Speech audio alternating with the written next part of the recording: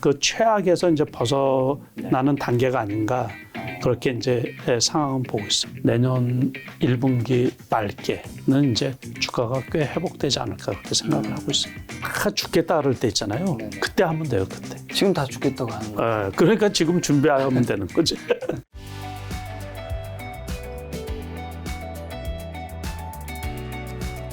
대표님 이제 요즘에 주식 투자 좀 어떠세요? 요즘에 늘 하죠. 늘 하는데 늘 보고 그런데 조심해서 하지.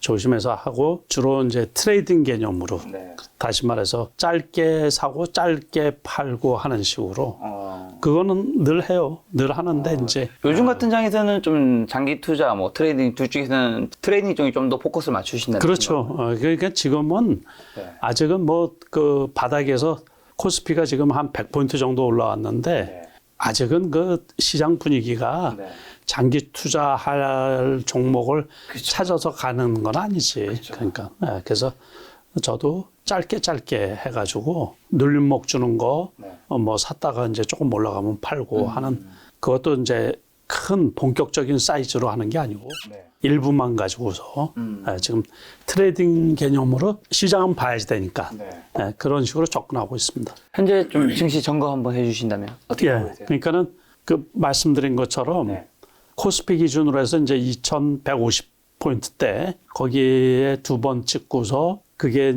저점이었으면 좋겠어요. 이제 두 번 근처까지 갔었으니까 그러면서 코스피 기준으로 해서 한 90포인트대 정도 이제 상승을 했죠.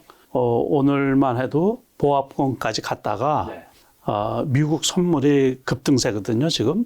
그러면서 외국인들은 오전에는 원래 매도가 나왔었는데 한 1,000억 넘게 그게 순매수로 바뀌었어요. 그러면서 지수를 큰 폭으로 끌어올리지 않았나 이렇게 생각을 하거든요. 그리고 이제 미국장만 하더라도 이 9월달 CPI 지수, 소비자 물가 지수가 예상치보다는 높게 나와가지고 결국에 11월 달에도 빅스텝으로 한 번 더 가지 않나 그런 이제 우려. 그것 때문에 오늘 새벽에 끝난 거는 급등을 했고 지난주 토요일 날에 끝난 거는 또 급락을 했었고 그 전날에는 또 급등을 했었고 그러니까 이제 어떻게 보면 온탕 냉탕을 이렇게 반복을 하는데 그러면서 단기적으로는 미국장도 바닥 따지기에 들어간 게 아닌가. 지금 이제 실적 시즌인데 3분기 실적에서 미국의 이제 은행권 실적이 좋다 그랬거든요. 그러면서 이제 오늘 새벽에 끝난 미국장에서는 뭐 필라델피아 반도체 지수라든가 그동안에 낙폭이 컸었던 테슬라 같은 거 그런 게 거의 급등세로 해서 꽤 많이 올라갔거든요. 지금 상황은 그런 상황이고 국내 증시는 어제까지만 해도 외국인은 이제 매도가 많았었고 금융투자 쪽, 다시 말해서 증권 쪽이죠.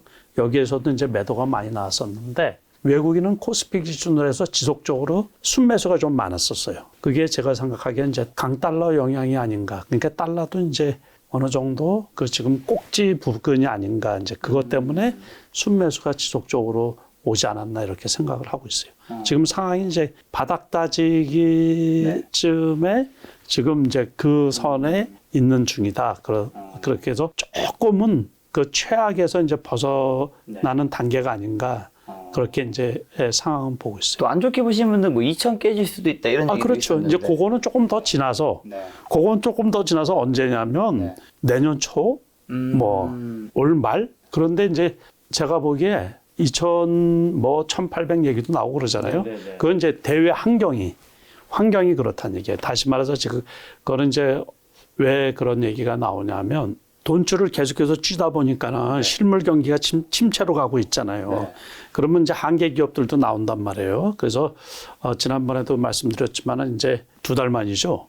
그러다 보니까 한참 만이네. 그러니까 원래 한 달에 한 번씩 나오시다가 2달 만에 뵈니까 오랜만에. 그러니까는 그 사이에 이렇게 이제 많은데 지금도 그 부동산 PF 쪽이나 뭐 이런 쪽은 리스크가 되게 많아요. 그래서 그런 것 때문에 그래. 그게 만약에 실물로 전이가 되면 실물 시장에 만약에 전이가 돼서 진짜 충격적으로 오면 그럴 수도 있죠. 그렇지만은 또 이제 그냥 소문만 나다가 잘 지나갈 수도 있고 이제 그거는 왜 그러냐면 그 미국 리먼 사태가 몇 년에 터졌어요? 2008년. 그 역시 이제 머리가 아주 네. 잘 돌아가시네. 2008년에 미국 금융위기가 터졌죠. 우리나라 지수가 2007년도에 처음으로 2,000포인트를 찍은 해요. 2007년도. 근데 글로벌 금융위기 2008년도 이제 9월 달에 그게 발생을 했는데 그 금융위기는 2007년도부터 벌써 계속해서 말이 돌았던 거예요. 그런데 정작 2008년도 이제 그 베이징 올림픽이 있었어요.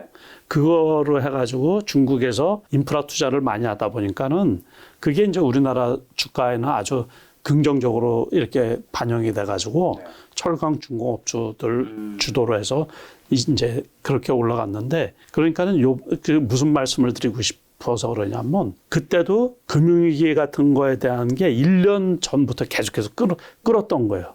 그런데 정작 그게 이제 1년이 훨씬 지나서 발생이 된 거지, 그때. 그때 우리나라 산업은행에서 인수를 하느냐 해가지고 실사까지 다 들어갔거든요.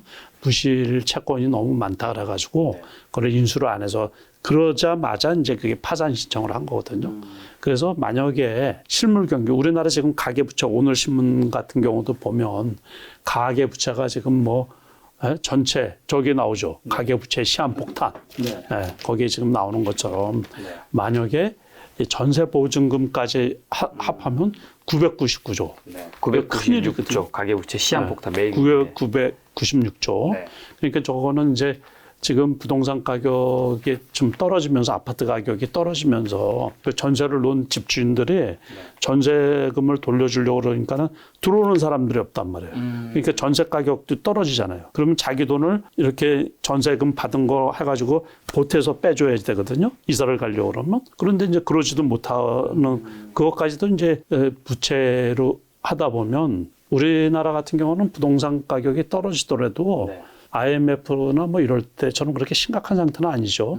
DTI 규제나 뭐 이런 걸 다 해놔가지고. 그렇지만은 이제 실물 경제 자체가 어려우면 그런 문제들이 생기고 그러면은 2,000포인트까지도 갈 수 있지 않느냐 이제 그렇게 예상을 하는 것 같은데 지금 당장은 기술적인 분석을 이렇게 해보면 거기까지는 이제 조금 더 지나서 이제 봐야죠. 만약에 실물적으로 그리고 부동산 파이낸스 그쪽에 이제 PF라 그러죠 우리가 그쪽도 한 200조가 지금 아주 그 어떤 뇌관 비슷하게 위험하게 이렇게 이제 리스크로 자리 잡고 있는 거죠. 실물 경제는 그런 그 이제 주변의 환경은 그런데 시장으로만 봐서는 아직까지는 그게 확 와닿는 건 아니거든요. 그리고 오늘자 봐도 지금 며칠 전부터 이게 돌았던 건데 CS라고 있잖아요. CS 그게 이제 크레디트 스위스 이 거기하고 이제 노무라 증권하고 이렇게 해서 주식 가격이 급락을 하다 보니까 거기서 손실이 되게 많이 발생을 해가지고 유동성 문제가 지금 불거지고 있거든요. 이제 만약에 그런 게 뻥 터진다 그러면 어떤 파급 효과로 인해 가지고 금융위기로 전이될 가능성도 조금은 있죠. 근데 아직까지는 그게 이제 썰이고 그런데 그게 또 전혀 무시할 사항은 아니거든요. 이제 그런 부분이 복합적으로 만약에 발생을 하면 경제에 큰 충격으로 와닿을 가능성도 우리가 과거에 경험을 했기 때문에 그러니까는 그래서 지금 주식이 이렇게 조금 반등을 하더라도 적극적으로 확 사고 그러기는 뭐한 시장이다. 이렇게 이제 말씀을 드리고 싶은 거예요. 지금 대표님 말씀 들어보면 이제 위기들이 조금씩 아직까지 여전히 남아있는 것 같은데. 그렇죠. 그럼 뭐 좋아질 것들은 그리고 언제부터 좀 장은 오를 수 있고 한 걸까요? 그러니까는 이제 주식은 선행을 하다 보니까는 제가 보기에는 최소한 내년 봄은 돼야지 되지 않을까 싶은 거예요. 이제 그러면 요번에도 주가가 이제 떨어지고 전 세계적으로 막 급락을 했던 게 한 가지밖에 없죠. 이유가. 처음에는 이제 물가를 잡으려고 유동성 그동안에 너무 풀어놓은 유동성으로 인해 가지고 물가가 급등하는데 걷다가 우크라이나 전쟁으로 인해서 불에다가 기름을 부은 격이 돼버린 거죠. 그러다 보니까 이제 미국 FED에서 이제 금리 인상을 하기 시작을 하는데 그 금리 인상이 조금 해가지고 택도 없단 말이에요. 이게 처음에 0.25였잖아요. 그러니까요. 그런데 그 다음에 0.75 치료를 지금 4번 했거든요. 네. 그런데도 물가가 안 잡힌단 말이에요. 그러다 보니까는 더 올려야지 되지 않느냐. 이제 뭐 그 얘기도 나오는데 아무튼 지금 당장 물가는 안 잡히고 있는 거죠. 그러니까 이제 거기에서 이제 문제가 생기기 시작을 한 거죠. 이게 전 세계. 아무튼 일단은 물가가 좀 잡혀야지. 네.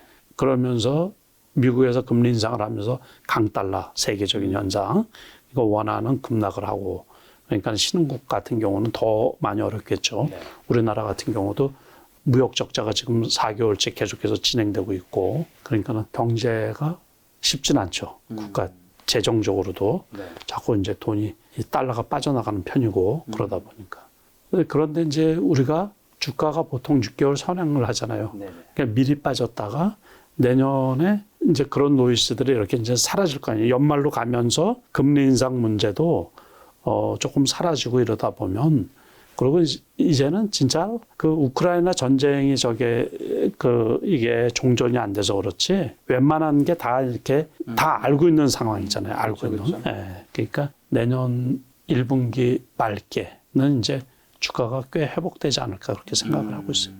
지금 대표님이 현금 비중 좀 있으실 거잖아요. 그 현금 비중 좀 언제 그때부터 본격적으로 다시 이제 투자하실 예정인 건가요? 올겨울 보고서 네. 그러니까 11월이 될 수도 있고 12월이 될 수도 있고 우리가 이제 주식 투자를 하면서 네. 아무튼 조금 리스크가 해소가 된 다음에 네. 하자 그런 얘기. 조금 덜 먹더라도 그렇죠, 그렇죠. 손해 조금 덜 먹어도 조금 안전한 상태에서 하자 그거. 그러니까 저도 이제 또 어떤 시기를 딱 못 박을 수는 없고, 네. 그러니까는 올 연말이나 내년 1, 2월 달이나 한 번 더 이렇게 주가가 떨어진다든가 그러면 네. 그때 이제 그 텀이 좀 이제 얼마 안 있으면 회복될 거라는 그 느낌이 올 때가 있거든요. 그러니까 다시 말해서 그래프 차트상으로만 보면 네. 한 번 바닥을 치고서 쌍바닥이 나온다든가 네네. 그럴 때 되면 이제 매수할 시기가 아닌가 이렇게 생각을 하고 있고. 근데 올해 같은 경우는 장이 사실 작년 7월부터 워낙 안 좋았으니까 원체 안 좋았죠. 대표님도 투자 수익률이 뭐 그 전에 해에 대비해서는 안 좋을 수밖에 없는 거잖아요. 그럼요. 당연히. 예. 근데 이렇게 힘든 장이라고 이제 아. 대표님 이전부터 얘기해 주셨고 앞으로도 좀 힘든 거라고 얘기해 주시면 그때는 오히려 사실 투자 그냥 좀 쉬는 게 나을 수도 있지 않나요? 그 당연히 쉬는 게 근데 낫죠. 대표님은 또 투자에 완전히 쉬지는 않으시잖아요. 그래도 이제 쉬지는 않죠. 쉬지는 않는데 금액은 뭐 10분의 1로 다 줄여놔가지고 그러니까는 쉬지는 않지만 쉬는 것 같이 지내는 거죠. 그냥. 그때랑 쉬지는 총알이 좀 다르니까 네. 훨씬 좀 더 가벼운 마음으로. 그렇죠. 그 말씀 아주 잘하셨어요. 그래서 지난번에 이제 물린 것들도 진짜 뭐 조금 남겨두고선 다 매도를 했거든요. 그래가지고 손실을 확정을 지어놓은 거죠. 그러니까는 마음이 되게 편해요. 그래서 이제 올해는 어쨌든 뭐 지나갔고 제가 이렇게 느낌상 개인적으로 느낌상 내년에는 그래도 큰 수익 과거처럼 제가 이렇게 과거에 제 투자 수익률이나 그 투자 성과를 이렇게 보면 주가가 회복될 때 있잖아요. 회복될 때 수익이 엄청 컸었거든요. 그래서 어쨌든 올해는 지나고 내년 같은 경우나 내후년에는 큰 수익을 낼 수 있지 않을까 해가지고 그 상당히 좀 괜찮아요 지금은. 자, 이번에 머니투데이 기사에 버트도 갈아타도 빠진다, 삼레카 맨도다, 개민주역에 빠졌다 기사가 있던데 여기서 이제 동학개미 이제 성적표를 여기서 정리했던데 이제 코스피 보유 고객수 상위 10개 종목의 투자자 수익률 삼성전자, 뭐 카카오, 네이버, 현대차, SK하이닉스, 대한항공, LG전자, 카카오뱅크, 두산에너빌리티, HMM 이 상위 10개 종목의 투자자들의 이제 수익률이 나오는데 혹시 요 이미지를 보시면 대표님 어떤 생각이 좀 드셨나요? 제대로 뽑았네요, 제대로. 그러니까는 73,000원에 23%고 카카오가 55%. 요 이제 이렇게 보면 저는 이제 경험이 좀 많은 편이기 때문에 처음 보는 사람들 있잖아요. 주식 얘기를 이렇게 하잖아요. 그럼 뭐가 갖고 있다 그러잖아요. 그럼 대충 이 사람은 얼마에 샀겠다. 그게 이렇게 언제쯤 알거든요. 들어갔을지. 그게 사람들 심리가 다 똑같아요. 그래서 투자하는 사람들 보통. 그러니까는 이제 뭐 두산 에너빌리티 같은 경우 27,000원이면 다 요맘때 사게 되어 있어요. 그리고 HMM 같은 경우 35,000원이면 좀 비쌀 때 사신 거고 제일 좋을 때. 그 HMM 예? 힘쓸라라 그래가지고 템베고. 뭐그 작년에 많이 그랬잖아요. 네. 그러니까는 요 정도 되는 거고 카카오뱅크는 이거 상장된 지 얼마 안 돼서 사신 분들이고 LG전자는 17만 원까지 갔다가 이제 13만 원 정도 되면 꽤 떨어졌다고 해서 이제 산 거고 네. 다 요 가격대 산 거라 보통 이 정도 돼요. 다 카카오 같은 경우도 그렇고 네이버 같은 경우도 그렇고 이럴 때도 다 이제 비쌀 때 산 거죠. 카카오 같은 경우도 11만 원이면 그때 17만 원까지 갔었으니까는 괜찮은 거고 네이버 같은 경우도 46만 원까지 갔으니까 33만 원에 평균 샀다 그러면 괜찮은 거고 그 당시에는 이게 다 오른 거예요. 이게 이분들이 네. 못해서 그런 게 아니고 지금 보니까는 잘못된 거지만은 그때는 이분들이 맞게 투자를 한 거예요. 다. 그러니까는 삼성전자도 왜 잘 아시다시피 9만 5천 원까지 갔던 게 저도 여기에서 샀던 건데 뭐 8만 원. 이제 8만 원 작년에 배당되는 날 있잖아요. 네. 배당되는 날 종가가 8만 200원이었어요. 그 배당락되고서 8만 100원에 시작이 돼가지고 그러니까 올 초죠. 작년 마지막 주만 해도 7만 9천 원대 있었거든요. 그래서 제가 이거 그 배당을 받고서 장도 안 좋은데 7만 9천 원대. 그때 저도 1차적으로는 다 팔았던 거예요. 저 가격에. 그리고서는 7만 원까지 떨어지니까는 좋다고 싶어가지고 이거 여기야 뭐 괜찮겠지 해가지고 이거 크게 나쁘게 그러니까는 보유하고 있는 분들은 평균적으로 다 이래요. 그 손해율이 두산의 에너빌리티는 최근에 빠진 거니까는 최근에 추가로 빠지면서 그 원자력 관련주들 빠지면서 같이 빠져가지고 지금 어떻게 보면 다른 거에 비해서 낙폭이 좀 작은 거고 현대차 같은 거는 최근에 실적이 좋았잖아요. 그래서 그러니까 요거는 최근 꼭지에 사신 거겠다. 그리고 SK 하이닉스도 요번에 10만 원 넘어갔다가 그래도 그러니까 요것도 그렇게 크게 물린 건 아니죠. 그러니까 평균적으로 현대차, SK 하이닉스 이런 거. 이게 이제 코스피 보유국에서 상위 10개 종목이니까 삼성전자가 이제 여기서 이제 98만 684명. 이제 저희가 이거를 하는 이유는 가장 많은 종목을 이제 보유하신 분들 거를 저희가 이제 상담해 드리는 그런 거니까요. 삼성전자부터 한번 저희가 한번 보고 가면. 이제 요런 방송이 구독이 잘 안 돼. 왜요? 이게 미끼로 그래서 뭐 몇 년 뒤에 떼돈을 번다든가 그런 거를 해야지 이게 구독자가 확 나지. 잘 아시죠? 네네. 이런 것도 좀 필요하니까. 그래. 이제는 최악은 조금 벗어난 것 같은데 그래도 안심할 단계는 아니죠. 그러니까 뭐 힘이 좋으면 요거까지 갈 수도 있고 여기에 지금 내려오는 61선 있잖아요. 근데 이제 완전 역배열해서 여기 위에 121선 있다고요. 그러니까 이거를 뚫기는 요원하죠. 그렇죠? 그래도 지금 이제 52,000원 거기에서 56,500원까지 왔으니까는 그러니까 여기에서 이제 맴매해야죠. 55,000원 근처로 해가지고 그래서 이제 기간 조정이 한참 진행이 돼야 되는데 요것도 얼마 전에 한 2, 3일 전에 한번 보도로 나왔어요. 미국의 그 엔비디아라든가 그 반도체 주보다는 좀 덜 빠진 거예요. 덜 빠진 거. 그러니까 삼성전자가 떨어질 때 처음에는 많이 떨어졌는데 미국의 그 엔비디아 또 대표적인 그 반도체 주들 있잖아요. 마이크론 테크놀로지라든가 뭐 이런 것들에 비해서는 덜 빠진 거예요. 마이크론 테크놀로지는 제가 잘 아는데 95불까지 갔다가 지금 54불 막 이전이니까는 거기는 40% 이상 빠졌을걸요. 그러니까 우리나라 삼성전자는 30%는 안 되니까는 그거에 감사해야죠. 이게 상황이 지금 그래요. 이게 이 차트가 지금 이렇게 가면서 이평선들 내려오고 여기서 서로 만나면서 쭉 이어지면서 그러다 보면 이제 위로 올라갈 수 있는 에너지들이 좀 분위기 만들어지는 건가요? 그렇죠. 그러니까 여기에서도 턴에서 이렇게 치고 올라갔어야 되는데 이제 세계 주가가 다 빠지니까는 61선을 타고서 이렇게 내려와가지고 급락세로 나왔잖아요. 그래도 여기가 최악의 그래프인데 이게 차트상. 근데 이제 여기 5일선을 타고 넘어가고 그래서 이제 이평선이 이렇게 모아져야죠. 그러니까는 제가 보기에도 아무튼 올겨울은 넘어야지 될 것 같아요. 이게 쭉 내려오는 게. 그러다 보면 이제 나중에 뭐가 나와요? 골든크로스가 나오면서 이제 뒤집어져야지 이제 그러니까 기간 조정이 더 필요하다는 얘기죠. 그래도 다행인 거는 최악은 지났다. 최악은 조금 지난 것 같아서 다행이라고 봐야죠. 두 번째는 이제 33만 명 이제 가지고 있는 그렇죠. 카카오입니다. 이거는 진짜 속 타죠. 엊그제 또 이 화제가 나가지고 그러니까요. 지금도 카카오 메일이 안 돼요. 다음 메일이. 예, 제가 오늘도 확인 좀 하고 그랬는데 이거는 진짜 속 타죠. 이거 국민주라고 할 수 있는 주식이 네. 이 그래프가 이런 그래프가 네. 최악인 거예요. 바로 위에서 5일선 누르잖아요. 네.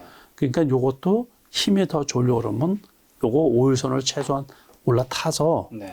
이제 여기 내려온 11선 있잖아요. 네. 그거까지도 올라타야 돼요. 이겠지만 정상적으로 하자 그러면 요 십자 도지가 나오면서 여기를 바닥이라고 보고 네. 일단은 이제 지금 5만 원 있잖아요. 네. 아직 5만 원 회복을 못했네. 그러니까 그제 그 화재 지난주 토요일 날에 그 화재 나오면서 아직도 먹통이죠 이거. 네. 그 서버 해야 되는데 이게 이제 여기서 안 나오는데 주봉에서 네.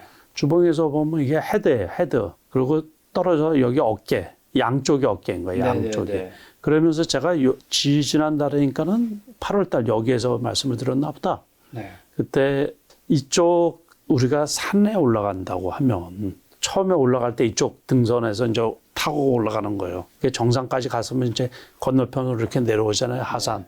그럼 여기하고 키가 맞아야지 이제. 그래야지 바닥이라고 그렇죠. 이게 산을 그리는 투자법이라고 그래서 네. 제가 10년 전에 얘기했던 거예요. 아. 그래서 이제 진정한 바닥은 이쪽하고 거의 비슷해야지 이쪽 바닥이기 때문에. 이제 거의 근사하게 왔어요. 그죠? 지금 사실 월봉을 보면 아. 지금 이게 이제 2020년 아니 그 뭐 안 봐도 뻔하지 그때 코로나 좀 때 남았구나. 그쵸.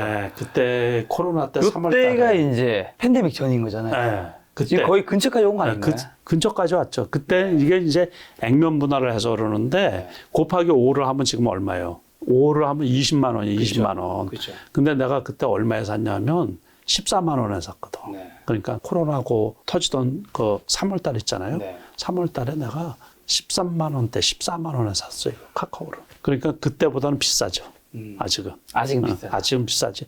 그렇지만은 이렇게 이제 많이 빠졌지만 아직 하방이 조금은 더 열려 있다는 건가요? 아니요. 대부분 다 왔어요. 네. 그러니까 대부분 다 왔다는 건 뭐냐면 엊그제는 또 최악의 그거 악재 아니야. 그러니까요. 그런데도 전저점을 안 깼잖아요. 네. 어제 이제 아침에 시가를 확 내렸다가 십자 도지가 나오고서 오늘 조금 상승을 했다고요. 네. 그러니까 네이버하고 비슷한데 네. 네이버는 그래도 그래프가 요거보다 조금 더 나아요. 음. 그러니까는 이것도 이제 바닥권에 근접하지 않았나 이렇게 생각을 하는 거예요.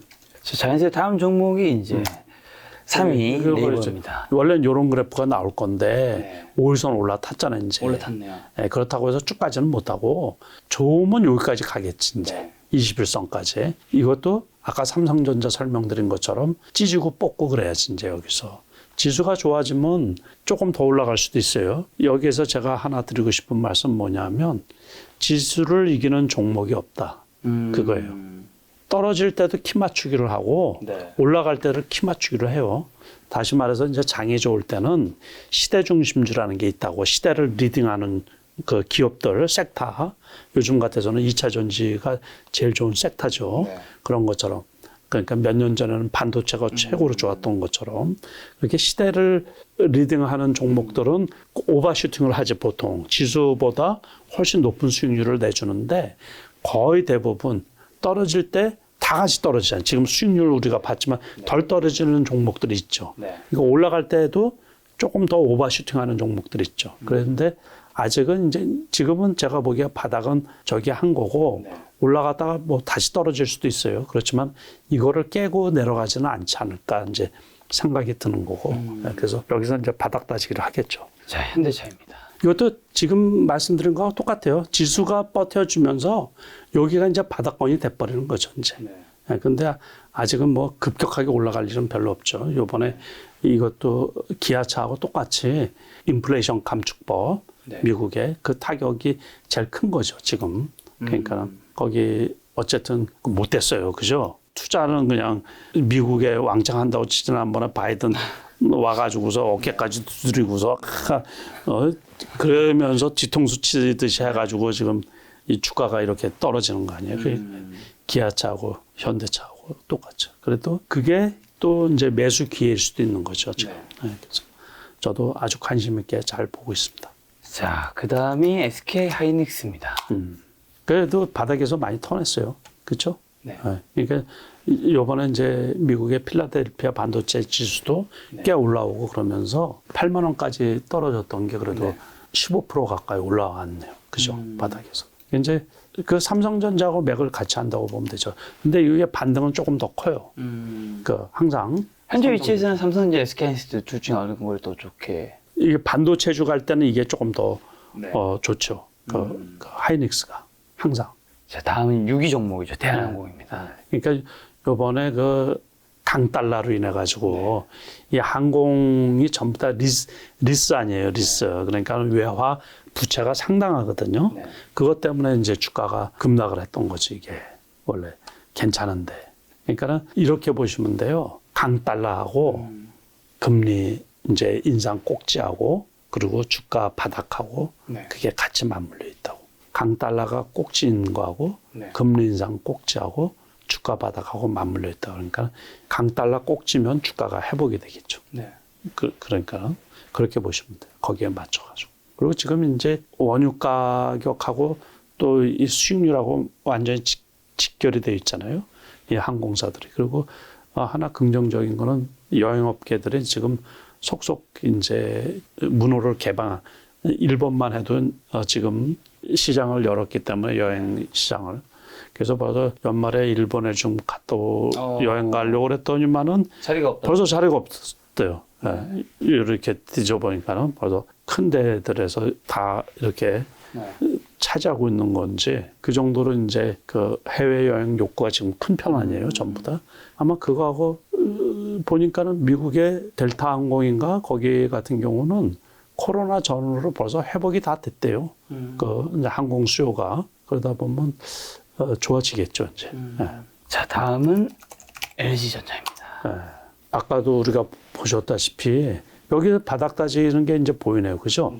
8만 원에서 한때 17만 원까지 넘었던 건데 17만 원에서는 반토막이네 이게. 반보다 더 떨어졌네. 그렇지만 이게 LG전자가 좀 무거워요. 원래. 지금 뭐 자동차 전장 산업도 한다고 그러지만은 주로 이제 가전이다 보니까는 안 봐도 뻔하죠. 저기 17만 원. 여기까지. 그 2년 동안 아주 죽으로 고생을 하고서 떨어진 걸.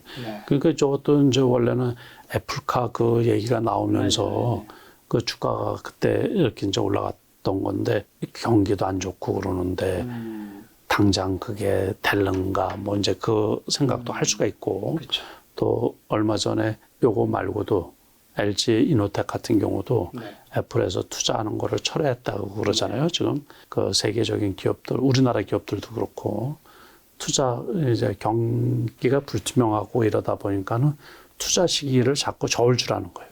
우리나라 반도체 기업들도 그렇고 그래서 대규모 투자를 내년 이후로 연기를 한다든가 그러면서 이제 주가가 더 떨어지는 경향도 있고 그러죠. 지금은 이제 바닥 다지는 게 이렇게 보이네요. 그죠? 그래서 이거를 더 깨고서 그 주식 투자에서 좀 단순하라고 제가 계속 말씀을 드렸거든요. 그래서 악재가 나와도 더 이상 안 떨어지면 그게 바닥이고 호재가 나와도 더 이상 안 올라가면 그게 꼭지고 그렇게 단순화시키시면 돼요. 이 종목은 이제 손실 투자자 비율이 100%, 너무 높죠. 100%.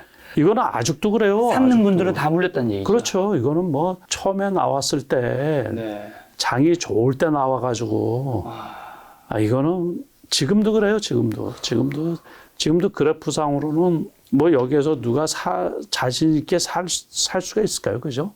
바닥이라고 하더라도 최악이에요. 최악. 이거 고점 대비 80%까지 빠진 건 우리나라 이제 우리가 개별주 얘기를 하다 보면 상패각이라는 게 있거든요. 저거는 상패로 갈 것 같다고 이제 그런 주식들. 이건 뭐 대형주가 뭐 대형주 이렇게까지 빠지는 거는 그 처음 봤죠, 진짜로. 거의 못 봤어요.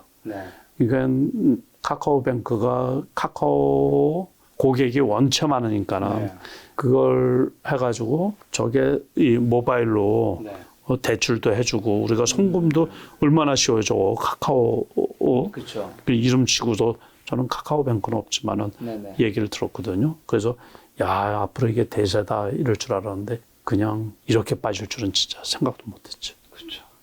가지고 있는 분들 어떻게 해야 될까요? 그게 제일 고민스러운 거예요. 네. 근데 이제 반등장에서는 요번에 보면은 엊그제 메타버스 쪽이 요번에 조금 올라왔거든요. 그러면서 게임주들 중에 일부 종목 그게 급등을 한 것처럼 어쩌면은 그 일정한 부분은 많이 빠진 쪽에서 반등이 오는 경우가 꽤 많아요. 그러니까 요번에 이제 우리가 좋은 기회라 그랬잖아요. 네. 그러면서 고민스러운 게 뭐냐면 그때하고 지금은 이제 차이가 뭐가 있냐면 그때는 저 같은 경우도 동진 세미캠을 샀어요. 얼마에 샀냐면 11,000원에 샀어요. 근데 그게 지금은 3만 몇천 원까지 올라갔다고요. 그러다가 지금 27,000원, 8,000원대거든요. 네. 29,000원이네. 그러니까 11,000원에 주봉을 한번 보세요. 주봉. 안 봐도 뻔하지 뭐. 제가 요때 샀으니까. 네. 그런데 11,000원에 샀는데 이게 5만 원까지 갔네. 그러면 4배, 5배 먹는 거 하잖아요. 그렇죠. 꼭지에는 안 팔았는데 네. 그래도 한 서너 배씩 먹고 그랬다고요. 네. 그리고 여러분들이 이제 투자자분들이 다 알고 계시는 코스모화. 그게 지금 2만 한 4천 원 정도 하거든요. 네. 이게 이제 요즘에 펫배터리 그거 갖고서 각광을 받고 있는데 2만 4천 원. 네. 이게 3만 원 딱 찍고서 이제 내려왔는데 네. 이거 제가 4천 원에 샀거든요. 그러니까는 이거 뭐 한 10,000원 넘게 팔아도 2배, 3배는 먹잖아요. 그리고 우리가 대장주라고 하는 삼성 SDI 같은 경우도 제가 22만 원에 샀어요. 네. 아까 말씀드린 것처럼 카카오 같은 경우는 14만 원에 샀고 그러고서 30만 원 넘어에서 팔았으니까는 그런 대형주도 더블 이상 수익이 났었단 말이에요. 그런데 지금 삼성 SDI가 지금 60만 원이거든요. 이게 몇십 년 만에 온 대박이면 삼성 SDI를 60만 원에 사가지고 100만 원은 넘어가야 될 거 아니에요. 100만 원 넘어갈 것 같아요? 당분간 못 넘어갈 것 같은데. 일단 내년 상반기까지 안 넘어갈 것 같은데. 그렇죠. 저는 내년 상반기가 아니고 내후년에도 100만 원은 안 갈 것 같아요. 그러니까 다시 말해서 뭐냐면 이 기회긴 기회인데 네네. 참 고민스러운 거예요. 그러니까 주가가 우리가 1000포인트 떨어졌죠. 1000포인트가 고점에서 떨어졌는데 기회면 최소한 더블은 나야지. 그냥 아무거나 사도 그거 사가지고 더블 나겠어요? 이게 삼성전자가 지금 5만 5천 원, 6천 원 하잖아요. 네네. 그게 더블 나겠어요? 안 가겠죠. 그래서 거기서 고민이 있는 거예요. 네. 그때는 이제 삼성전자도 3만 원대까지 떨어졌었거든요. 그러니까 그게 9만 원까지 갔으니까는 삼성전자도 저가에 사신 분들은 네. 2배까지 수익이 난 거예요. 200%. 그런데 요번에는 지금 싸다고 해가지고 네. 그렇자고 기아차가 지금 그게 10만 원 넘어가겠냐.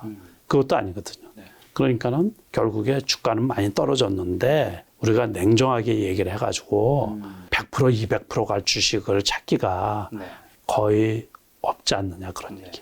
그러다 보니까는 딜레마가 거기에 있는 거죠. 저렇게 많이 떨어진 종목이 어느 정도 회복을 할 건지 네. 아니면은 지금 안 떨어진 종목이 네. 수익을 내줄 건지. 그러니까 제가 방금 전에 뭐라 그랬어요? 지수를 이기는 종목이 없다 그랬잖아요. 그러니까 늦게 떨어지는 경우가 있어요. 안 떨어지다가 요즘처럼 장이 조금 반등을 할 때 오히려 주가가 떨어지는 경우가 꽤 있거든요. 그러니까 이제 투자하기가 어렵다는 얘기죠. 이게 현실적으로 제가 말씀을 드립니다. 네. 그럼 혹시나 이제 방금 말씀해 주신 부자 될 기회 그런 종목은 어디에 좀 숨어 있을까요? 그래서 그런 것들은 상대적으로 네네네. 이제 앞으로 대형주가 쭉쭉 가는 장이 쉽지는 않고 어느 정도 턴을 하는 네. 그 와중에 개별주 성격의 이제 2차 전지 소재 쪽 거기서 그런 종목에서 조금 나오지 않을까 싶은 거예요. 그러니까는 이제 바닥 다지기도 하면서 그러니까 그런 쪽은 이렇게 말씀드리기도 뭐하고 작다 보면 이제 어떤 투기 세력이라 그럴까 선도 세력이라 그럴까 그런 쪽에서 요번에 이제 폐 배터리 같은 경우 많이 온 종목들이 있잖아요. 그런 종목들이 혹시 나타날 수도 있죠. 그래서 앞으로도 계속해서 뭐 200%, 300% 올라가는 종목은 매년 발생하죠. 발생돼요. 네. 그러니까는 평상시 이럴 때 네. 공부를 좀 많이 하고 있어야죠. 어떤 종목 눈여겨보고 있다가 네. 바닥권에 근접해 있을 때 그럴 때 이제 매수하도록 해야죠. 그러니까 요즘에 급등하는 종목을 보면 거의 대부분 사전에 그 노출이 된 종목들이에요.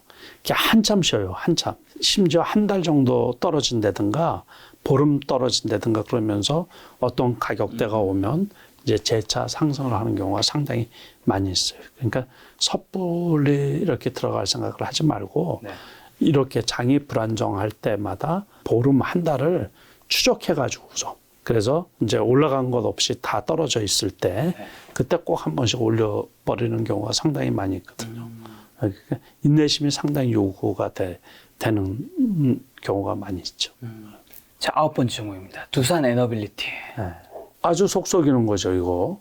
여기까지 올랐다가 이제 이게 어떤 공매도 세력들이 들어왔나 보죠, 뭐. 쭉 그래서 이것도 이제 여기서 바닥을 다지는 게 조금 보이네요. 이것도 역시 아주 속상한 일이죠. 근데 원자력 관련주들이 다 이래요. 거의 대부분. 그러니까는 지난번에는 이제 원자력 그 이슈로 인해 가지고 여기까지 올랐다가 그냥 계속 어떤 공매도하고 맞물려 가지고 여기까지 밀어붙인 것 같거든요. 근데 그때도 한번 말씀드렸다시피 원자력 이슈가 있을 때 그때 이제 그때 거기에 맞물려서 그때 한번 이렇게 급등을 했던 거죠. 그러고서는 줄줄이 이제 그게 잘못된 게 테마성 종목으로 이게 지수가 떨어지면서 거기에 맞물려 가지고 같이 이렇게 이제 지속적으로 하락하는 거죠. 요것도 떨어지는 종목의 전형적인 패턴, 그죠? 되게 많이 봤죠, 이제는. 5일선에서 바로 밀어가지고 계속해서 이렇게 밀리는 거. 이런 거는 중간에서 하면 절대로 안 되죠. 그래서 개파락 했을 때도 무슨 이유가 있었을 거예요, 아마. 그러더니만 그냥 지속적으로 떨어졌네. HMM입니다. 이것도 거의 비슷하죠, 뭐. 계속해서 떨어져. 매각설이 있어가지고 한번 또 이렇게 하고 뭐 그러더니만 요즘에는 이제 해상 운송 지수도 되게 많이 떨어졌죠. 그러면서 같이 떨어지는 거 같이. 그러니까 이제 악재가 웬만큼 나오니까 아이 그래 그 35,000원 했던 게 그래 반토막 난 거죠 이게. 대형주들이 요즘에 그러니까 지금은 이제 요 전형적으로 이제 바닥은 다진 건데 요게 이제 재차 떨어지면서 바닥 다지기에 들어가면서 이렇게 이것도 처음에 떨어졌을 때 산업은행에서 갖고 있는 지분을 매각한다 그래가지고 그러면서 떨어진 거죠. 돈은 되게 많이 벌었을 때 잘 나가고 있는데 거기서 찬물을 그냥 확 끼얹어. 찬물이 아니라 이게 무슨 아주 그냥 확. 아니 그 정부 입장에서도 갖고 있는 건 팔긴 팔아야죠. 그거 나오면서 확 떨어지기 시작을 한 거죠. 자, 방금 언급된 삼성전자, 네이버, 카카오 투자자들이 이제 거기서 이제 뭔가 좀 종목 교체를 위해서 갈아탄 종목이 삼성전자에서 네이버, LG솔루션, SK하이닉스로 갈아탔거든요. 이렇게 갈아탄 거의 판단은 대표님 어떻게 생각하세요? 그나마 LG 엔솔이나 SK 하이닉스는 조금 선방한 편이네. 그렇죠? 카카오에서 네이버, 카카오뱅크, LG생활 이건 뭐 거의 다 그건 흡사한 걸로 좀 갖는 잘못한 거네요. 잘못.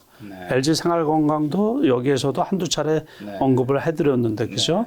그런 주식이 그래프상으로 보면 여러 가지 이제 옛날에는 황금주였는데 시장 지배력도 좀 떨어져서 그런가 뭐 코로나도 이제 해제되고 그랬으면 LG 생활건강 같은 경우도 좀 회복이 될 텐데 그런 거 카카오뱅크는 더 최악이었던 거. 이게 약간 이해 안 가는 거. 카카오를 전력 매도하신 분이 카카오뱅크를 산 거는 어떤 마음이었을까요? 판단이 잘 안 되신 분들도 있죠. 투자자분들 중에서. 그랬으면 다 돈 벌게요. 그러니까 뭐 이런 분도 있고 저런 분도 있고 그런 거죠. 뭐 우리가 그런 것까지 다 이렇게 저기 하기는 어려워요, 이게. 자, 마지막 네이버에서 SCI 평가 정보가 삼성전자, LG전자로 갈아탔네요. SCI 평가 정보를 이제 언제 샀느냐가 중요한데 저거 같은 경우는 원래 이번에 이제 경기가 나빠지면서 푸른 저축하고 SCI 평가 정보하고 이런 것들을 그러니까는 제가 말씀드린 것처럼 여기에서 사신 분은 통찰력이 있으신 분이라 큰 수익이 났을 거고 예? 그러니까는 어떤 시기에 탔느냐가 또 왠지 갈아탔을 때는 뭔가 올라갔을 때 보통 저게 올라가고 내게 떨어지고 있으면 그런 거 갈아타지 않나요 많이? 그렇죠. 저도 그렇고 뭐. 그래서 만약에 이 바닥권에서 사신 분이면 진짜 통찰력이 있으신 분이고 지금 여기에서 사신 분들은 불안한 거죠. 대표적으로 이제 그 저축은행 쪽이니까는 저축은행 요번에 제주은행 뭐 이런 것들이 불경기가 되고서 연체율이 높아지고 그러면서 금리 급등기에 수혜주다 이런 식으로 해가지고서 많이 올라갔거든요. 지금도 고점대 있죠. 그런데 지금 투자할 때는 아니죠. 아무튼 어떤 주식이든 차트상 이 바닥권에서 이렇게 올라온 주식을 사는 거는 이제 리스크가 좀 있다고 생각을 하셔야 되죠. 자, 이번에 이제 코스닥 보유고에서 상위 10개 종목입니다. 카카오 게임즈, 셀트리온 헬스케어, 에코프로비엠, 시즌, 위메이드, LNF, 파로비스, HLB, 스튜디오 드래곤, KMW 이제 보유고에서 상위 10개 종목인 건데 이 종목을 딱 요 그림 이미지 보셨을 때는 대표님은 딱 좀 어떤 생각이? 카카오 게임즈, 위메이드, 펄어비스는 다 같은 그 게임이잖아요, 게임. 그러니까는 이제 게임주가 그동안의 악재가 여러 가지죠. 그러니까 저거를 가지고서 작년 12월 달에 한번 말씀을 하셔가지고 그때도 10월 달에 엄청 급등을 하고 메타버스 관련해가지고 NFT 관련해가지고 게임주들이 엄청 많이 급등을 했었던 거죠. 그러고서 12월 달에 저한테 이제 말씀을 할 때 제가 앞으로는 이제 비대면 시대가 가고 대면 시대로 접어들면서 그렇게 혜택을 볼 수 있겠느냐. 그러고서 대시세를 냈던 종목들 있잖아요. 그것들은 보통 그런 시세 반등은 하겠죠, 어느 정도. 그런데 이제 다시 또 한번 대시세를 내는 거는 거의 불가능하거든요. 그러니까 보통 이렇게 주식 투자를 오래 하다 보면 그럴 때가 있어요. 그러니까 이제 그 산업의 패러다임이 바뀌면서 근데 메타버스 같은 경우는 아직 이제 본격적으로 개발을 안 한 거기 때문에 많이 떨어진 종목에서 이제 메타버스 관련해 가지고서는 이제 어느 정도 꼽힐 수가 있어요. 다시 말해서 반등을 좀 이렇게 의미 있게 할 수가 있어요. 그러다가 그래서 이제 요즘에 위메이드하고 위메이드 맥스라고 있거든요. 그 주식이 요번에 세게 좀 반등을 했어요. 그러니까 며칠 전에 위메이드 맥스가 상한가 한번 가고 하루 조정받고 또 오늘도 급등을 했었거든요. 그러면서 요게 조금 이제 반등을 한 게 있고 같이 다 떨어지면서 뭐 잘 아시다시피 에코프로비엠 같은 경우는 실적도 좋고 2차 전지 쪽이니까는 이거는 상대적으로 덜 빠진 거죠. 그리고 LNF도 역시 요 지표에서 보듯이 덜 빠졌고 거의 뭐 덜 빠졌고 HLB는 제약이죠, 제약. 요번에 항암제 뭐 의미 있는 그래서 이것도 조금 덜 빠졌고 똑같아요. KMW 같은 경우는 원래 몇 년 전에 대시세를 내줬던 거예요. 통신주잖아요, 통신주. 그래서 우리가 5G 말 나오면서 그러면서 이제 큰 시세를 내줬던 거거든요. 여기에 대시세를 냈던 거거든요. 이게 여기 보면 10,000원짜리가 무상증자 100%를 하고서도 여기까지 올라간 거예요. 그때 제가 이 주식을 잘 갖고 있어가지고 잘 알거든요. 그러니까 이제 지금은 유행이 지나 어떻게 보면 이건 뭐 통신 자재주, 통신 부품주 뭐 이렇게 볼 수가 있죠. KFW. 그러다 보니까 다른 주식 떨어지면서 많이 떨어진 건데 그러니까 이것도 같이 손해가 크겠죠. 그 보유하신 분들이. 혹시나 대표님께서 이제 개인 투자를 많이 갖고 계신 이 10개 종목 중에서 진짜 좋게 보시는 거, 뭐 안 좋게 보시는 거 하나씩 뭐 혹시 있을까요? 없으면 없다고 해주시면 되고. 원래 이제 전형적으로 LNF나 에코프로비엠 이런 것들은 저점에 사시면 괜찮은 거예요. 네? 저점. 다시 말해서 이제 우리가 그래프도 보고 이렇게 이런 것들은 원체 실적이 좋으니까 두 개는. 그리고 HLB도 괜찮아요. 제가 보기에 HLB 이거 이제 우리말로 HLB였는데 영어로 바꿔버리니까 뭐 새로운 주식 같은데 이것도 많이 떨어졌어요. 많이. 일봉 보면 많이 떨어진 거예요. 그러니까 이것도 많이 떨어지면 괜찮아요. 그러니까 HLB가 이제 여러 개 회사가 있거든요. 그 HLB 생명도 있고 제약도 있고 그러니까는 취향에 맞춰가지고 그래서 이제 떨어지면 괜찮은 거고 에코프로 BM도 이런 것들도 저점에서는 괜찮은 회사가 좋으니까는. 근데 그 저점의 기준은 뭐 어느 정도로 생각해요? 아니 뭐 그거는 이제 그때 틀리죠. 여기 전에는 이게 저점인지 모르거든요. 그렇죠. 그런데 이렇게 올라왔잖아요. 그러면 다음 저점에 이제 여기 정도 오면은 그게 이제 저점으로 우리가 확인을 하고서 괜찮죠. 항상 그렇게 보는 거예요. 이게 장이 나쁠 때는 이제 한번 기억하게 지수를 이기는 종목은 없다. 없다. 그러니까 지수가 떨어질 때는 다 같이 떨어지죠. 그럴 때 이제 좋은 기업들, 네. 좋은 기업들은 뭐냐면 실적도 좋으면서 그 시대 트렌드하고 맞는 종목. 네. 그렇게 우리가 축약을 시키는 거거든요. 네. 어쨌든 2차 전지 쪽이 좋으니까는 2차 전지 쪽인데 저게 많이 떨어졌다. 그리고 고점 대비해서 다른 것도 다 떨어지잖아요. 근데 덜 떨어졌잖아요. 저거는 그러니까 좋은 주식이라는 얘기죠. 자, LNF입니다. 이것도 역시 마찬가지죠. 네. 그러니까 두 개가 같아요. 네. 아까 보니까 손해가 적잖아요. 그렇죠. 그 주식들이 좋은 주식들인 거예요. LNF가 마이너스 6.3%, 에코프로비엠이 마이너스 11%. 그러면 LNF가 네. 이분들이 뭐 다 고수이신 분들은 아닐 거 아니에요. 그죠? 일반 투자자분들인데 네. 그러니까는 그 무작위로 저렇게 뽑아서 네. 손해가 적은 주식. 그러면 이 하락장에 손해가 적은 주식들이 역시 좋은 기업들이구나. 그렇게 보면 되는 거죠.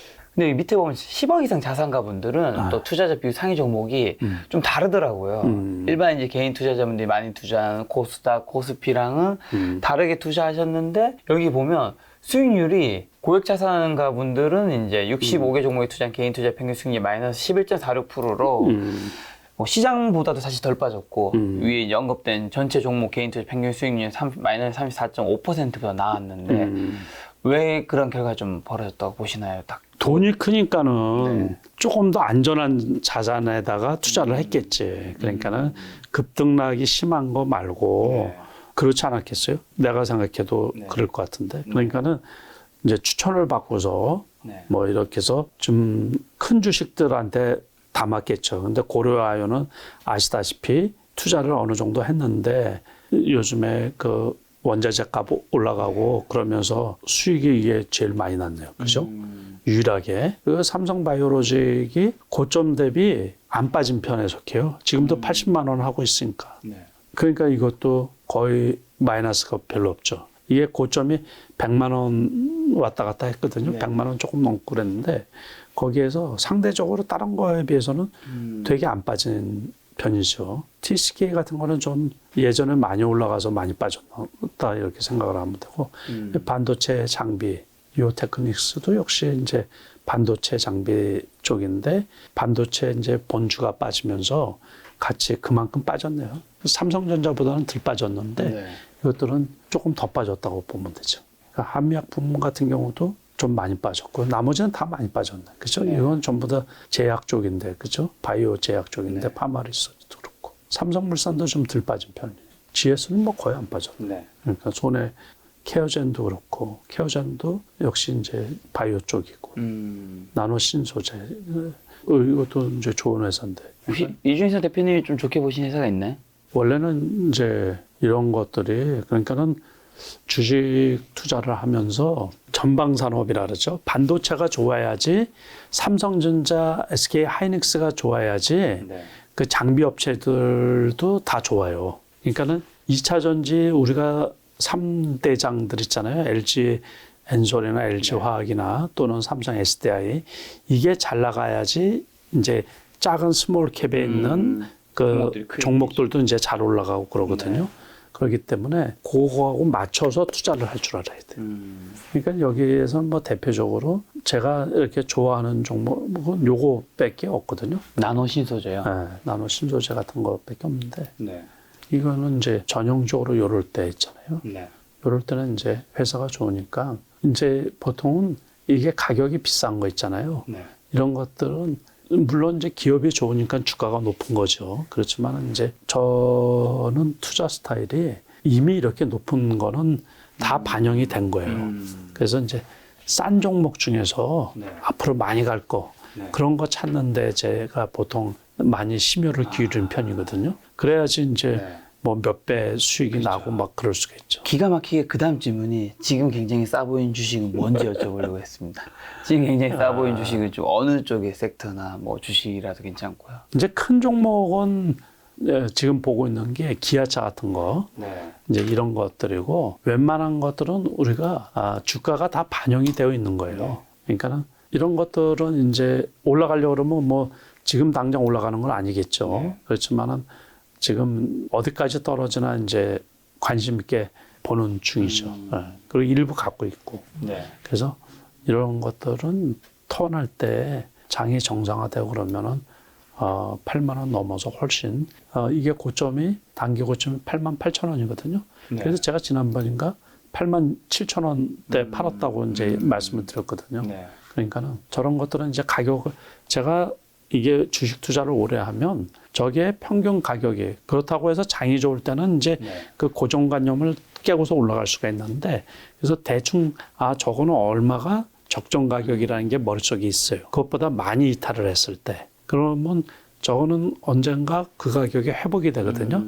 그런 종목은 이제 좋은 종목이라고 가격이 낮구나 이렇게 생각을 하고 있고 그 다음에는 이제 이론적으로 이 주식 투자하시는 분들이 알고 계셔야 될 게 웬만한 것들은 그 상황에 맞춰 가지고 주가의 그 가격에 반영이 되어 있는 거예요. 그리고 우리나라에 제가 누차 말씀드리지만 애널리스트가 얼마나 있는 원래는 많이 줄었다고 해도 지금 1,000명이 넘게 있거든요. 그래서 그분들을 하시는 일이 저평가된 것들을 계속해서 발굴하는 거예요. 그런데 요즘에는 얼마 전에 나온 보도에 의하면 이 리포터가 의미가 없다라는 얘기예요. 다시 말해서 분석한 게. 목표가라는 게 의미가 없다. 그냥 전체 시장이 너무 나쁘니까. 나쁘니까. 다시 말해서 그 상황에 맞춰서 이렇게 많이 떨어지는 거예요. 그러니까는 우리가 분석이라는 걸 하잖아요. 그런데 분석하는 게 항상 옳은 거예요. 옳은 거. 그때는 옳은 건데 지나고 나니까는 이제 틀린 거지. 이제 그게. 다시 말해서 이 어떤 주식이 싸다 뭐 이런 게 사람에 따라서 그 보는 관점에 따라서 다 틀리죠. 그러니까 파는 사람이 있고 사는 사람이 있고 그럴 거 아니에요. 그러니까 그래서 제가 보기에는 이제 기아차 같은 거는 그래도 장이 좋아지면 현대차도 마찬가지고. 현대차도요? 그래서 이제 자동차 같은 것도 괜찮고 그런데 이제 지금 단계에서 그리고 조금 더 떨어져야 되는데 중공업주들도 괜찮죠. 현대중공업이나 현대미포 같은 경우도 조금 더 떨어지면 괜찮지 않을까 싶어요. 현대중공업, 현대미포 이런 것도. 현대미포도 이거는 떨어진 게 없다 보니까 원체 떨어진 게 없. 조선을 왜 좋게? 이거 LNG선 같은 경우는 뭐 일거리 다 차지하고 있고 그러니까는 이제 경기가 둔화되고 그러면 이제 안 들어오지 이제 이런 것도 그러니까 그런데 이제 기본적으로 경기의 순환 사이클이 소위 전문가라는 분들이 얘기하는 것보다 저는 더 짧을 거로 보거든요. 다시 말해서 경기 침체기라고 하더라도 그게 되게 짧을 거로 저는 생각을 하고 있거든요. 그래서 내년 1년도 채 가지 않아서 회복될 수 있지 않을까 이렇게 보고 있는 거예요. 대표님도 경기 침체 가능성은 온다고 생각하시는 것 같네요. 어느 정도 있을 수는 있죠. 근데 그게 뭐 수년 동안 이렇게 지속되지는 않지 않느냐. 결국에 이제 그 풀이는 그 우크라이나 전쟁 그게 종전이든 종료되는 거로 저는 보고 있거든요. 그래서 지금은 섣불리 어떤 게 이제 싸다고 그러지는 않지만은 지켜는 보고 있어요. 그래서 다음에도 수익이 크게 나는 거는 스몰 캡 종목 중에서 나오지 않을까 이제 그렇게 생각을 하고 있거든요. 요번에 그런 종목 하나 있었죠. 코리아 S인가? 이런 게 요번에 그 뭐 리튬 뭐 해서 M&A 되면서 그거로 인해 가지고 이거 원래 잘 알던 주식이거든요. 뭐 이렇게 해서 지금도 위험 붙어 있죠. 위험. 이렇게 해서 이렇게 나오는 것처럼 앞으로도 이제 이게 섹터가 어디라고요? 2차 전지. 그러니까 리튬 전지, 뭐 수소 이온 전지, 뭐 여기에 말이 많아요. 그러니까는 그런 쪽에서 이제 스몰 캡에서 어떤 투기 세력이 들어와 가지고 M&A 재료 붙여 가지고 이렇게 올라가는 거죠. 그러니까 이제 우리가 뭐 이런 데서 갭 상승하고서 거래 정지되고 올라가고 또 올라가고 그랬다가 여기까지 떨어졌다가 또 이제 경고 먹으니까는 21선까지 걸렸다가 이게 안 무너지잖아요. 그러니까 한 번은 21선에서 한 번 해먹거든요. 꼭 다시 한 번 해먹거든요. 그래서 이제 그래프 공부도 하고 종목 공부도 쭉 하다 보면 이런 기회가 오겠죠. 이제. 자, 그럼 내년 경기 침체 어쨌든 짧게라도 이제 오신다고 하셨는데, 그러면 이제 우린 지금 좀 뭘 좀 준비해야 될까요? 뭐 장도 어렵고 하니까 요즘 사실 또 은행 예금 이자가 굉장히 그렇죠. 높아졌더라고요. 그러니까는 네. 지금 그래서 많이 네. 아니 은행에 놔두고 있어도 5% 주는데. 그러니까요. 요즘 드는 생각은 예를 들면 주식으로 10%가 목표인 사람이 있다면 그렇죠. 은행에서 그거- 하면 5%면 확정인 거잖아요. 네. 근데 내가 5%를 더 먹기 위해서 이 위험 죽은 자산을 거예요. 사는 그렇죠, 게 그렇죠. 과연 이 시기에 맞나? 그거로 생각이- 맞는 얘기예요. 네. 그래서 저 같은 경우도 그 이제 나이도 먹고 그러는데 네. 힘들어서 그거 하지 말고 네. 그래서 은행에 조금 돈을 좀 집어넣는 것도 있어요. 그러니까 그래서 조금 편안하게 그래서 너무 그냥 조급해하면서 주식 투자할 건 아니고 네. 그래서 조금 일부는 정기예금이 세상에 그러니까 이게 되풀이된다니까요. 그러니까요. 정기예금 4% 이상이 제가 경제활동 하는 사이에 생길 수 있을까 그랬는데 그 부동산 값도 그렇게 급등을 하다가 그러니까요. 1, 2년 사이에 그냥 확 떨어져가지고 분위기가 너무 많이 바뀌었어요. 코로나 전후로 회귀가 됐잖아요. 네. 그러니까 그런데 이제 그 사이에 또 연끌 해가지고서 대출 받아서 사신 분들이 참 어려움에 처할 수 있죠. 그러니까 지금은 그것도 한 가지 여기에서 너무 고생할 필요 없이 그것도 확정이자 아니에요. 그거 얼마나 좋아요. 그러니까 꼭 그래서 제가 누누이 말씀드리지만 주식 투자가 재테크의 다는 아니거든요. 그러니까 어려울 때는 피해갈 줄도 알아야 되고 쉴 줄도 알아야 되고 공부하는 기회로 삼아야 될 때도 있고 그래서 또 투자가 마음에 안 들으시는 분들 성과가 잘 안 나시는 분들은 굳이 저는 주식 투자하라는 소리를 안 하거든요. 절대로. 그래서 상황에 맞춰서 네. 그래서 지금은 금리 인상기고 금리가 좋을 때는 굳이 리스크가 큰데 그래서 이럴 때는 이제 섣불리 투자도 좀 조심해서 하시고 네. 공부하는 기회로 삼아서 또 살펴보면 또 돈 버는 기회긴 기회예요. 잘 맞춰서 하시는 게 좋지 않나 그런 생각이 들어요. 그러면 이제 은행의 예금 이자를 이제 밖에서 이제 은행에 돈을 넣으신 분들이 나중에 다시 또 이제 투자를 위해서 주식시장에 다시 들어올 거잖아요. 그때 개인 투자 좀 투자할 때 유심히 좀 지켜봐야 될 지표라든가 아니면 주식 매수 타이밍을 좀 알 수 있는 뭐 경제 지표 아니면 뭐 대표님만의 시그널 같은 게 뭐가 그러면 이제 아주 쉽죠. 지금 은행에 돈을 왜 집어넣어요? 금리가 높으니까. 그렇죠. 그러니까 나중에 금리가 낮아질 때 있잖아요. 네. 그때 이제 본격적으로 투자를 하면 되는 거예요. 낮아질 때 하면 되는 건가요? 아니면 금리 인상을 멈췄을 때 조금 더 빠르게? 조금 더 빠르게 금리 인상을 멈췄을 때. 네, 멈췄을 때부터. 그러면 벌써 하면 되는 거고 네. 다시 말해서 항상 이렇게 순환된다 그랬잖아요. 그러니까는 아주 단편적으로 다 죽겠다 그럴 때 있잖아요. 네네. 그때 하면 돼요. 그때. 다 죽겠다 그럴 때. 지금 다 죽겠다고 하는 거예요. 그러니까 지금 준비하면 되는 거지.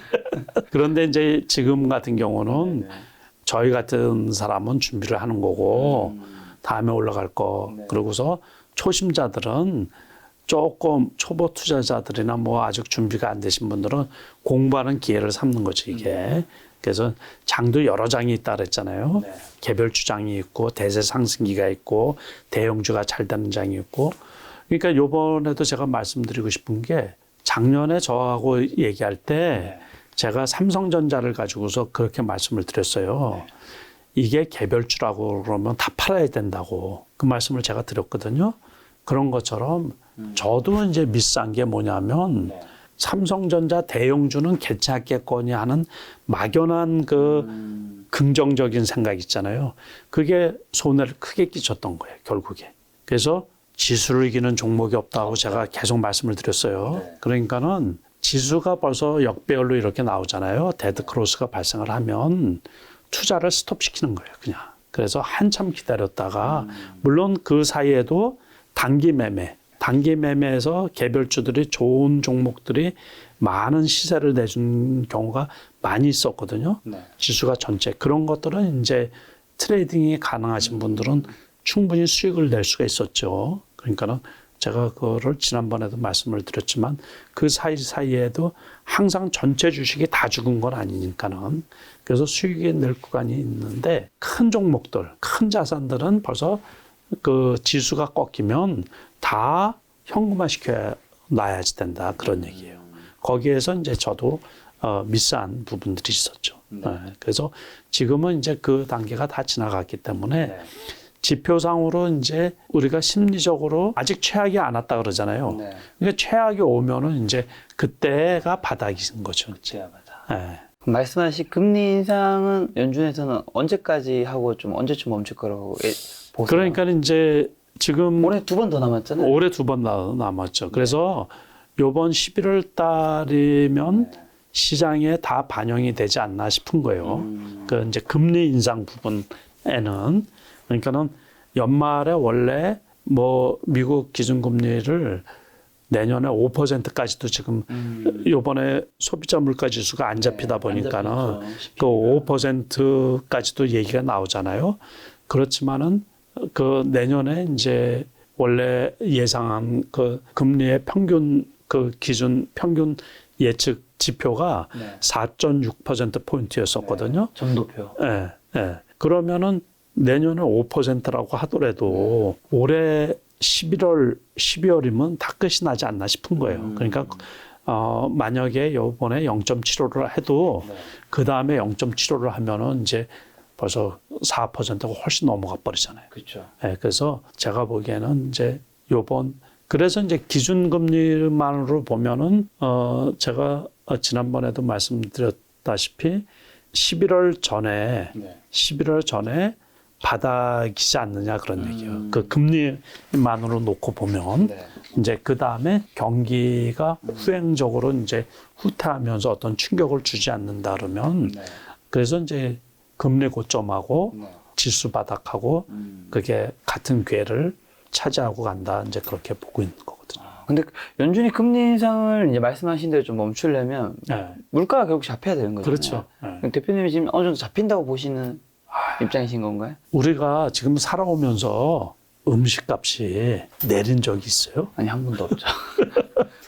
내가 더 많이 살았는데 나도 한 번도 본 적이 없어요. 지금 가장 충격적인 건 제가 어릴 때 그 아이스크림 이 콘 있잖아요. 콘이 제일 비싼 아이스크림이었거든요. 제가 초등학교 때 그게 한 500원 정도 했던 것 같아요. 그 다음에 라면 뭐 과자들은 뭐 100원, 뭐 200원 뭐 이렇게 2, 300원 뭐 가격이 되게 낮았는데 요즘에는 아이스크림 하나 먹으면 붕어 싸만코를 사 먹었는데 2,000원 넘죠. 2,500원 하는 거예요. 그렇죠. 너무 놀랐어요. 너무 놀랐지. 아니, 나도, 2,500원? 야, 김밥 천국에 김밥 한 줄이랑 그렇죠. 지금 가격이 똑같다고? 근데 지금 김밥도 엄청 비싸졌어요. 편의점 김밥 빼놓고서는 편의점 김밥이 지금 한 3,000원 하지 않나? 제가 알기로는 그렇게 하고 저희 동네 근처에 김밥 한 줄에 뭐 8,000원씩 받는 거, 뭐 충무김밥 막 이런 거 먹으면 7,000원, 8,000원 해요. 거의 대부분. 그냥 밥 한 끼하고 똑같아요. 물론 이제 다른 부동산 가격 이런 것들은 지금 하락하고 있는데 우리가 먹고 마시는 그 가격은 거의 잘 안 떨어지지 않나. 그러면 잘못하면 고물가를 인정하고 사는 시대가 되지 않나 이제 그런 우려도 좀 있어요. 네, 그러니까 그래서 미국에서 미국 중앙은행도 그걸 걱정할 거예요. 그걸 그렇다고 해가지고 금리를 계속 올릴 수는 없잖아요. 그렇죠? 네, 그래서 저는 아무튼 올해 말이면 아무튼 그래도 금리 고점을 웬만큼 찍지 않나 그렇게 이제 보고 있는 거예요. 환율은 어떻게 보시나요? 그러니까 환율도 지금 이제 1,450원까지 갔었잖아요. 살짝 떨어졌네요. 원달러 환율이. 그래서 환율 고점하고 금리 고점하고 맞다라고 생각이 들거든요. 그러니까는 뭐 일각에서는 1,500원까지 간다고 그랬는데 거기까지는 가지 않고 지금도 이제 고점 부근이고 금리도 고점 부근이고 그러니까 외국인이 매수하는 것도 원달러 환율이 강달러도 이제 고점 부근이기 때문에 그렇지 않나 그렇게 생각을 하고 있는 거예요. 다 이제 끝이 있으면 이제 내려가겠죠. 그렇다고 급격하게 내려가지는 않고 서서히 경기 침체하고 이것도 맞물려 있는 거죠. 원달러 기준으로는 이제 원화가 하락하는 거지. 그러니까 하락하는 거하고 강달러하고 금리 인상하고 주식 저점하고 그게 다 같은 궤죠. 그러니까는 지수는 바닥이고 달러는 꼭대기고 금리도 고점이고 그게 거의 비슷한라고 그 지점이라고 지금 생각이 드는 거예요. 그러니까 지수는 바닥권이고 그러니까 원화는 이제 더 이상 떨어지지는 않지 않나 이렇게 생각이 드는 거예요. 1,400 여기 언저리. 제가 달러 포인트에서 질문 한 가지 드리고 싶은 게 네. 달러가 1,200원 넘어갈 때 좀 몇몇 전문가분들이 그런 얘기 해주셨거든요. 달러가 1,200원을 넘어가면 달러를 팔고 한국 주식 사든 어쨌든 이걸 좀 바꾸는 게 맞다. 왜냐하면 달러가 1,200원 넘어간 적이 최근 몇 년 동안 없었으니까. 없어서 이제 지난 그게 사실 없는 데이터를 가지고 얘기한 게 지난 한 10년 동안 그랬으니까 달러를 이때는 다시 바꿔서 주식을 사고 하는 게 좋다라고 하셨는데 어쨌든 결과론적으로는 이제 너무 올라버렸잖아요. 그렇죠. 그러니까 그것도 마찬가지예요. 네. 그때는 맞았는데 그러니까요. 지나고 나니까 틀린 거지. 그분들이 틀려서 틀린 게 아니고. 맞아요. 그래서 그분들은 이제 당연히 좋은 목적을 가지고 데이터를 가지고 이제 얘기를 했을 텐데 어떻게 확률적인 측면에서 그 왜냐면 10년 동안 그랬으니까. 근데 그런 의견과 실제로는 또 아닐 수 있잖아요. 요거를 우리가 어쨌든 늘 선택을 yes, no를 해야 될 텐데 요거 선택을 할 때 뭔가 중요한 판단 기준이 있을까요? 되게 어려운 질문이긴 한데. 그분 과거의 데이터로 가지고 말한 것처럼 과거의 패턴. 저도 과거의 경험을 가지고서 저도 달러 있던 거를 원화로 바꿨거든요. 네네네. 근데 손해가 10%난 거죠. 다시 말해서 지금까지 갖고 있었으면. 그러니까 저도 1,300원 언저리에 있을 때 여기가 고점이라고 생각을 했던 거예요. 그러니까 그것도 그때는 제가 맞다고 생각을 했는데 지나고 나서 보니까 틀렸던 거예요. 네, 그래서 그거를 정확하게 맞출 수 있으면 그렇죠. 뭐 그거 뭐 방법이 없죠. 뭐 그냥 아유 내가 잘못했네. 아직도 부족하네. 그렇게 했어요. 저는 금전적으로 그게 5천만 원 차이가 나다 보니까 그렇죠. 5천만 원 큰 돈인데. 아니, 저도 요즘 드는 생각은 지금 올해 1년 달러 차트만 봐도 제가 올해 1월부터 지금 이제 10월 달러로 들어온다. 달러로 들어오잖아요. 그거 한 많이 번도 안 버셨네? 바꿨어도 한 번도 안 바꿔 모아놨으면 주식 투자한 것보다 훨씬 더 수익률이 좋았겠다. 원화로 바꾸고 주식 사고 깨지고 원화로 바꾸고 주식 사고 깨지고. 네. 그 전문가들을 많이 만나니까는 주식을 많이 사셨나 보다. 네, 요즘에 약간 주화인말을 입는 것 같기도 합니다. 그 이제 무협지에 나오지 않습니까? 너무 많은 게 들어오면 내공이 뒤틀려. 하는 일이 그게 썩 좋은 일은 아니구나. 너무 많은 정보를 듣다 보니까. 그게 너무 많이 알아도 안 돼. 네. 자, 그럼 앞으로 어떤 포트폴리오 가져갈지 좀 불안한 투자자분들에게 추천하는 뭐 투자 방법이 있다면 어떤 우리가 이제 포트폴리오 여러 차례 말씀을 드렸잖아요. 포트폴리오를 너무 금융기관에서 짜는 포트폴리오하고 투자자가 짜는 포트폴리오는 틀리거든요. 그러니까 원래 포트폴리오 개념이 계란을 한 바구니에 담지 말라 그 개념으로 이제 포트폴리오를 짜는 거예요. 그런데 이제 이 포트폴리오를 짜다 보면 흠이 뭐가 있냐면 그렇다고 다 그 떨어지는 종목에 짜놓으면 이게 벼락을 맞는 거죠. 그렇죠. 예, 그래서 그렇게 하면 뭐 이 주식도 사고 저 섹터도 사고 막 이렇게 하다 보면 또 흠이 수익이 안 나는 거죠. 수익이 안 나죠. 예, 그래서 그 애매모호한 지점. 그래서 투자자들의 포트폴리오는 3종목 이상 절대로 담지 마라. 그러고서 세 종목. 네, 3종목 이상. 다만 그 세 종목은 다른 섹터에 되는 거겠죠? 같은 섹터에 뭐 네이버, 카카오를 사는 거는 그거는 이제 좀 아니잖아요. 쥐약이죠. 네. 그러니까는 투자자분이 자기가 좋아 보이는 섹터 그쪽에서 어떤 주식이 올라갈 줄 모르잖아요. 그러니까 제가 과거에 이제 포트폴리오를 짤 때는 같은 섹터에 있는데 어떤 종목이 올라갈지 모르니까 테마주를 만약에 짠다 그러면은 테마주 2차 전지 쪽을 짜는데 2차 전지에 여러 종목이 있잖아요. 그 중에서 주거니 받거니 할 거 아니에요. 그럴 때만 이제 그거로 짜거든요. 그래서 저 같은 경우는 만약에 2차 전지에 삼성 SDI도 있고 삼성 LG가 있고 SK 이노베이션이 있으면 어느 게 제일 많이 갈지는 모르지만은 3개를 다 사는 거예요. 그렇게 저는 포트폴리오를 짰어요. 앞으로도 그럴 거고. 지금 같아서는 제가 좋게 본다 그러면 만약에 많이 떨어졌는데 그러면은 이제 기아차 사고 현대차 사고 뭐 이런 식으로 주간동하구나. 주간동하고 인터뷰할 때 몇 달 전에 그랬거든요. 그래서 제일 좋아하는 그 대장주가 뭐냐 그래가지고 제가 삼성 SDI를 얘기를 했거든요. 그러니까 제가 좋아하는 쪽에서 이제 삼성 SDI 그때 55,000원 정도 하고 있었는데 지금도 6만 원 넘죠. 60만 5천 원. 그러니까 제가 저게 좋아하는 주식이라 이런 거 이제 만약에 5만 5천 원대 이렇게 오면 55만 말씀하셨죠? 55만 원. 네. 네. 그때 되면 이런 거를 이제 포트폴리오에 담는다 이런 얘기죠. 근데 자동차, 현대차, 기아 자동차 스타일 되게 좋아하시네요. 아까 전에도 언급하시고. 요번에 뭐 어쨌든 그것도 거기서 시장 점유율도 좋고 실적도 좋고 네.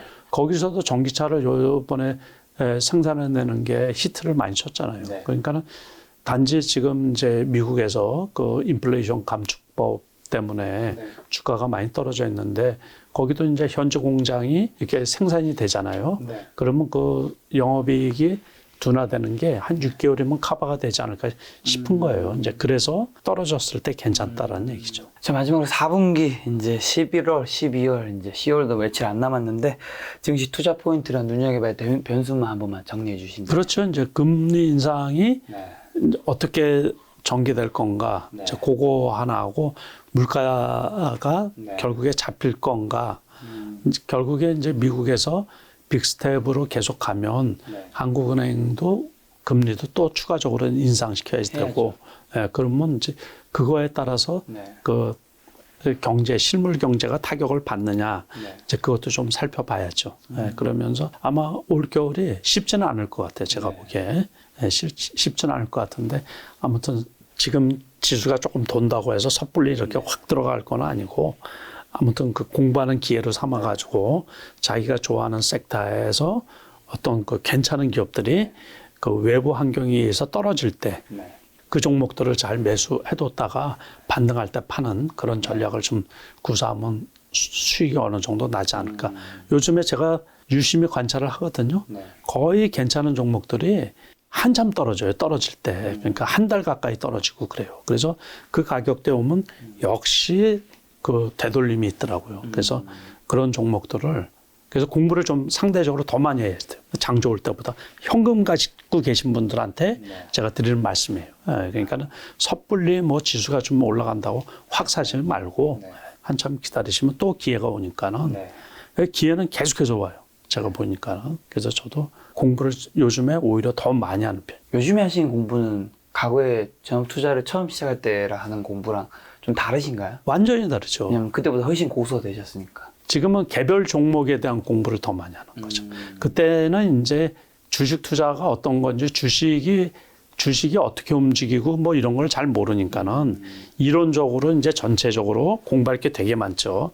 차트 공부에서부터 시작을 해가지고 미국 주가하고 한국 주가하고의 상관성이라 그럴까 뭐 그런 것들도 이제 그리고 금리가 요즘에는 너무 투자자분들이 빠삭하게 잘 알아요. 그러니까 뭐 미국 주가 끝나면 벌써 그게 분석이 돼가지고 새벽에 저한테도 카톡으로 그 유료로 해서 이제 그런 거 받아보는 거 있거든요. 그런 거 보면 정리를 뭐 다 해놔가지고 전체 경제지고 뉴스고 정리가 다 돼서 타고 와요. 타고 오면 그걸 또 이제 분석하고 다시 공부하고 하루 장이 마감이 되잖아요. 네. 하루 총정리가 다 돼가지고서 그게 또 원달러 환율에서부터 시작을 해가지고 이슈가 있었던 종목도 그거 읽는데도 1시간도 더 넘게 걸려요. 그 중에서 또 뽑아내야 되는 것들도.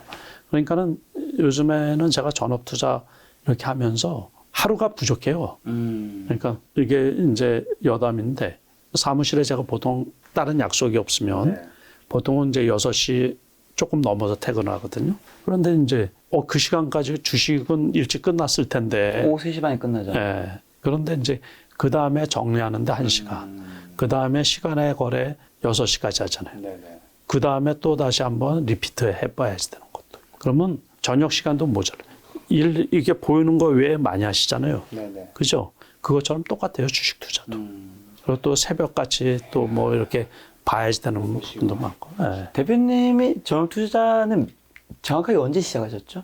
2년 됐죠. 22년. 어떻게 보면 전업 투자 시작한 이후로는 네. 이제 가족과 보내는 시간들, 자제분들과 그런 거 외에는 이제 주식으로 전업 투자하셨으니까 거의 주식과 함께 이게 직업이죠, 직업. 세월을 보내신 거잖아요. 네, 직업이. 그 주식으로 어쨌든 많은 부를 이루셨기 때문에 경제 자유를 달성해서 좋은 것도 있겠지만 너무 주식으로 22년 이렇게 사셔서 혹시 아쉬운 건 있으세요? 그건 없어요. 이거는 어쨌든 사회생활을 안 해봤으면 모르는데 하다가 하셨으니까. 직장생활을 뭐 사회생활을 십몇 년 했기 때문에 네. 그런 건 없어요. 그게 사회생활 할 만큼 알고 세상 돌아가는 거 알 만큼 알고 그러면서 이게 결국에 또 세상하고의 소통이기 때문에 그러니까 뭐 세상 돌아가는 거는 누구보다도 제가 잘 알고 그러니까는 그런 건 없어요. 전혀 없는데 일찍 하시는 분들은 이제 만약에 요즘에는 직장 생활 안 하고서 바로 하려고 하시는 분들 바로 하시는 분들은 젊으신 분들 중에서 이게 또 세상에서 얻는 거를 못 얻을 수도 있죠. 그렇죠. 경험이 부족하고 그럴 수도 있죠. 이제 저는 그런 건 아니니까는. 예. 처음 투자하더라도 너무 일찍 바로 첫 직업으로 하지 말자. 근데 이제 또 그거에 따른 아쉬움이 있죠. 만약에 일찍 했으면 진짜로 전 세계적으로 드러날 큰 회사를 제가 만들었을 것 같은데 이제 그런 거 늦게 시작한 거에 대한 아쉬움이 있죠. 그러니까 만약에 한 10년만 일찍 했으면 세계적인 그 이름을 날릴 정도로 큰 투자자로 했을 수가 있는데 그래서 요즘에는 이게 이제 일찍 하는 게 나쁘지는 않아요. 공부할 것도 많고 세상을 보는 눈도 크고 그때만 해도 우리나라 금융시장도 후진국이었고 후진국이었고 정보도 없었어요. 정보도 뭐 책도 하나 제대로 된 게 미국 시장이 어떻게 됐는지 뭐 그걸 또 모르고 해외 투자도 그때는 원활하지가 않았었거든요. 그러니까 지금은 오히려 글로벌 전체에 투자를 할 수가 있고 시장도 뭐 미국 시장뿐만 아니라 그 베트남 증시 뭐 어디 뭐 브라질 채권 투자도 할 수가 있고 뭐 그러니까 다 할 수가 있으니까 지금은 되게 좋은 그리고 투자의 시대예요. 투자의 시대. 투자의 시대라 젊은 친구들이 더 좋은 기회죠. 이쪽 이제 또 공부할 것도 되게 많고 대학이나 대학원에서도 이쪽 분야에 공부 되게 많이 하거든요. 퀀트 투자 같은 거라든가 로보 어드바이저 인공지능을 이용한 그런 투자도 그래서 일찍 할수록 좋죠 지금은. 그럼 뭐 대표님도 뭐 전 세계까지는 아니어도 한국에서 위대한 투자자시니까요. 저 위대한 투자자 대표님께서 마지막 저희 시청자분들에게 요즘 투자 심리 굉장히 힘드실 텐데 멘탈 도움되는 말만 해주신다면. 참 어려운 시대거든요. 어려운 시기고 그런데 지금 그래도 그 이제 바닥까지는 온 것 같고 그러니까는 아무튼 슬기롭게 좀 잘 지내시기를 바랍니다. 그러다 보면 또 좋은 수익이 아주 크게 나는 그 기회가 있는 시기가 올 테니까는 그때까지 잘 인내하시고 공부하시고 또 건강 잘 챙기시고 그랬으면 좋겠습니다. 네, 오늘 만난 손님은 저음투자자 남석환 대표님이었습니다. 지금까지 여러분 소중한 시간을 함께 해주셔서 정말 감사합니다. 오늘도 김 작가였습니다. 고생 많으셨습니다. 예, 고맙습니다.